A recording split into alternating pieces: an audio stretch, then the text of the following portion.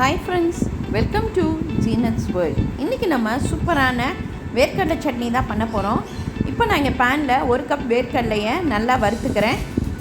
ஒரு 2 நிமிஷம் வறுத்தா போதும், ரொம்ப வறுத்துற வேணாம். இப்போ இதை நம்ம 2 நிமிஷம் வறுத்துட்டு இதை ஆற விட்டுடலாம். இப்போ நல்லா ஆறிடுச்சு. இப்போ நம்ம அதை மிக்ஸி ஜாரில் போட்டுடலாம்.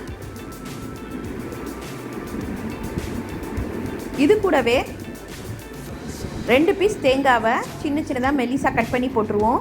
ஒரு 3 காஞ்ச மிளகா போட்டுக்கலாம். ஒரு துண்டு இஞ்சி, 2 பல் பூண்டு,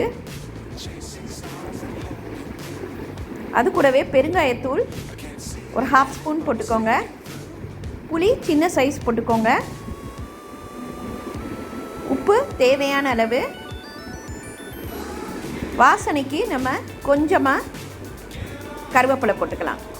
இப்போ நம்ம கொஞ்சமாக தண்ணி ஊற்றி மிக்ஸி ஜாரில் கரகரப்பாக அரைச்சிக்கலாம். ரொம்ப நைஸ் அரைக்காமல் இந்த மாதிரி அரைச்சிக்கோங்க. இப்போ நம்ம அதை ஒரு பவுலில் போட்டுட்டு இப்போ தாளித்து கொட்டிடலாம். எண்ணெய் நல்லா காஞ்சோன்னு 1 ஸ்பூன் கடுகு, 1 ஸ்பூன் உளுந்து, காஞ்ச மிளகாவும் கருவேப்பிலையும் கிள்ளி போட்டுடலாம். இப்போ அதை தாளித்து நம்ம இதில் கொட்டிடலாம். சூப்பரான வேர்க்கடலை சட்னி ரெடி ஆகிடுச்சு. 10 நிமிஷத்தில் ஈஸியாக பண்ணிடலாம். உடச்சக்கடலை சட்னியை விட இந்த வேர்க்கடலை சட்னி ரொம்ப டேஸ்ட்டாக இருக்கும். இட்லி தோசைக்கெல்லாம் சூப்பரான சைட் டிஷ். இது ரொம்ப ஈஸி. இன்றைக்கி இதை ட்ரை பண்ணி பாருங்கள். லைக் பண்ணுங்கள், ஷேர் பண்ணுங்கள், ப்ளீஸ் சப்ஸ்கிரைப் பண்ணுங்கள். தேங்க்யூ.